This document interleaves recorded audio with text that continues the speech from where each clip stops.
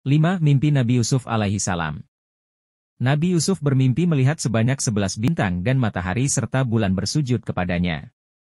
Secara tersurat, ayat ini menceritakan bahwa Nabi Yakub meyakini jika anaknya kelak akan menjadi orang penting dan mempunyai kekuasaan.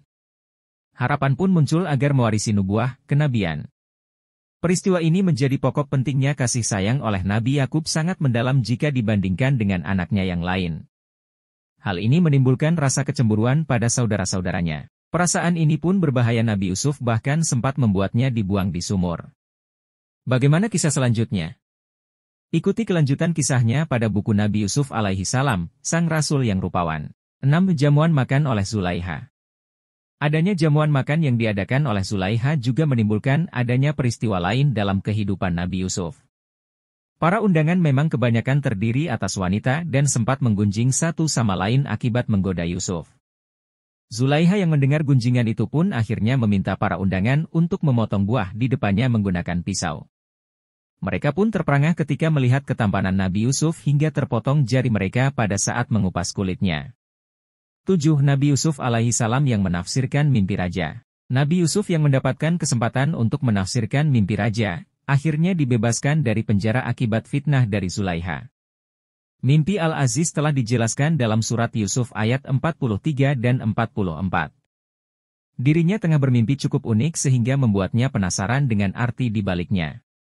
Nabi Yusuf yang mendengar kabar ini maka Nabi Yusuf pun tertarik untuk mentafsirkannya. Peristiwa ini menjadi awal mula perkenalannya dengan Raja Mesir. Ketertarikan Raja kepada Nabi Yusuf pun juga semakin kuat hingga akhirnya terbongkarlah tipu daya Zulaiha atas fitnahnya. 8. Yusuf menjadi Menteri Keuangan Negara. Takwil mimpi oleh Nabi Yusuf terhadap sang raja membuat dirinya akhirnya diangkat sebagai Menteri Keuangan Negara. Penafsiran yang dilakukannya ternyata berhasil menjadi kenyataan. Penduduk Mesir pun diperintahkan untuk bercocok tanam saat menghadapi musim paceklik di waktu ke depan. Apa yang diperintahkan Nabi Yusuf kepada orang Mesir nyatanya berkebalikan dengan kebiasaan sehari-harinya. Mereka pun merasa jika mendapatkan hasil lebih baik daripada sebelumnya. Fakta ini menunjukkan bahwa suatu negara bisa berhemat secara sederhana untuk menghadapi masa-masa sulit. Kisah Nabi Yusuf sebagai wakil Raja Mesir.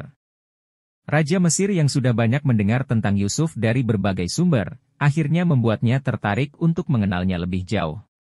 Kecerdasan otak, pengetahuan luas, kesabaran dan kejujuran serta akhlaknya menjadi alasan untuk diangkat sebagai wakil Raja Mesir.